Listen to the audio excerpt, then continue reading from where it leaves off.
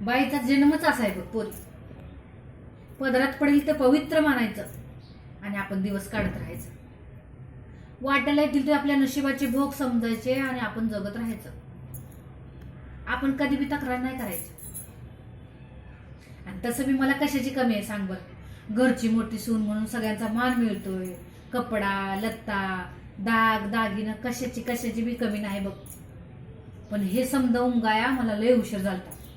तू मात्र हे आताच शिकून घे. काय आहे ना, सिंड्रेला फ्रोझन ह्या गोष्टी ना फक्त गोष्टी असतात बघ. 4 घटक भर बघायच्या, मनोरंजन करायचं आणि विसरून जायचं. पण आपली आजी आपली आई जे काय सांगते ना तेच ऐकायचं आणि तसंच वागायचं. तुझ्या आयुष्याचं कल्याण होईल बघ. आणि मला सांग, तुझ्या सुखापुढं आमचं काही सुख आहे का? त्यामुळे आपल्या आजी सांगेल तेच ऐकत जावं.